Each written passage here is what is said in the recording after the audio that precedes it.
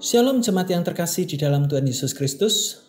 Penuntun Saat Teduh Sinode Gereja Kristen Jakarta hari ini, Sabtu 3 Juni 2023. Roh Kudus mengubahkan, Efesus pasal 4 ayat 17-24. Sebab itu kukatakan dan kutegaskan ini kepadamu di dalam Tuhan, jangan hidup lagi sama seperti orang-orang yang tidak mengenal Allah dengan pikirannya yang sia-sia dan pengertiannya yang gelap, jauh dari hidup persekutuan dengan Allah karena kebodohan yang ada di dalam mereka dan karena kedegilan hati mereka.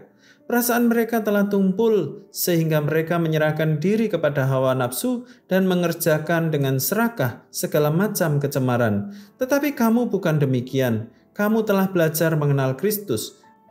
Karena kamu telah mendengar tentang Dia dan menerima pengajaran di dalam Dia menurut kebenaran yang nyata dalam Yesus, yaitu bahwa kamu berhubung dengan kehidupan kamu yang dahulu harus menanggalkan manusia lama yang menemui kebinasaannya oleh nafsunya yang menyesatkan, supaya kamu dibaharui di dalam roh dan pikiranmu dan mengenakan manusia baru yang telah diciptakan menurut kehendak Allah di dalam kebenaran dan kekudusan yang sesungguhnya.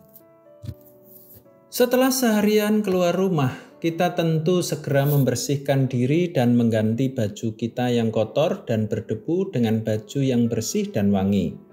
Kita tidak dapat mengenakan baju yang kotor itu terus-menerus. Kita harus melepaskannya sehingga dapat mengenakan baju yang baru dan bersih. Hal yang sama terjadi ketika kita memutuskan untuk hidup dalam Kristus dan menjadi manusia baru. Dalam ayat 17-19 Paulus mengingatkan bahwa kehidupan yang tidak mengenal Allah hanya akan membawa pada kesesatan dan kehancuran moral. Orang yang hidup dalam cara ini mengalami kebutaan dan kekerasan hati. Namun ketika seseorang menerima Kristus sebagai Tuhan dan Juru Selamat, ia harus meninggalkan cara hidup yang lama, yang sesat dan memperbarui hidupnya. Selanjutnya dalam ayat 20-24, Paulus menjelaskan bahwa transformasi hidup yang terjadi ketika seseorang menerima Kristus adalah suatu proses berkelanjutan. Pertama-tama ia harus melepaskan cara hidup yang lama yang sesat. Kemudian ia harus memperbarui pikirannya dengan kebenaran Allah. Proses ini tidak bisa terjadi dengan sendirinya, tetapi membutuhkan kerjasama dengan Roh Kudus yang mengubahkan hidup kita.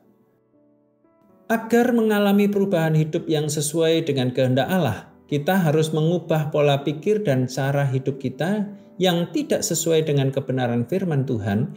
Karena itu, kita membutuhkan dorongan Roh Kudus agar memiliki komitmen untuk terus berubah dan terus belajar mengenal Kristus semakin hari semakin mendalam.